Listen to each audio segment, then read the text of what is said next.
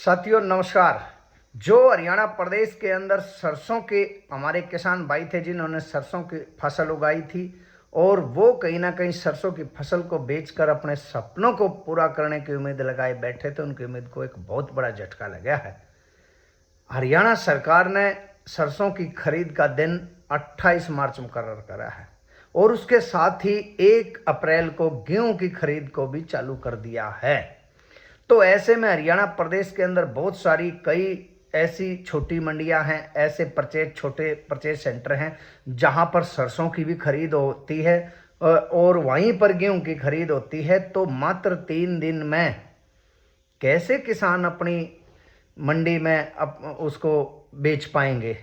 कितनी सरसों सरकार एमएसपी पर खरीदेगी मात्र 3 दिन में? क्योंकि वहीं फिर गेहूं आना शुरू हो जाएगा और मंडी में गेहूं आना शुरू होने के बाद किसान अपनी सरसों को डालेंगे या गेहूं को डालेंगे। भीड़ भड़क्के में किसानों की पूरी तरह से वहां पर व्यवस्था खराब होगी और हमारे किसान भाई मंडियों के अंदर, खेतों के अंदर, घरों के अंदर सरसों लगातार पड़ी हुई है। सरकार ने जो 15 मार्च को सरसों की सरकारी खरीद चालू कर देनी चाहिए थी, अब भी वो अगर 25 मार्च को भी सरकार सरसों की खरीद चालू कर देती है तो किसान भाइयों को कुछ इस दिक्कत के समय में राहत मिल सकती है, लेकिन जो कि सरकार नहीं करेगी।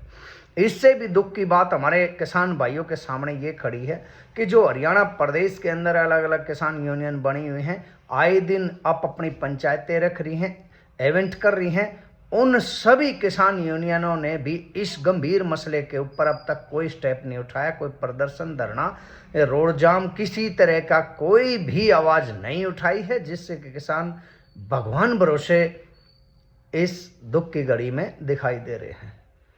तो हमारी सरकार से ये मांग है, सरकार पुनः विचार करे और 25 तारीख को अगर संभव हो सके तो इस सरसों की खरीद को करे, ताकि इस प्रदेश के किसान को समय पर अपनी जो खेतों में खराब हो रही है, मंडियों में पड़ी खराब हो रही है, मौसम की मार में खराब हो रही है, उस फसल को बेचने का, उसको सुखाने पकाने का, उसको झाड़ने का, उसको सफाई करने का टाइम मिल सके और उचित रेट पर जो एक एमएसपी तय करी जाती है उस पर वो बेच सके।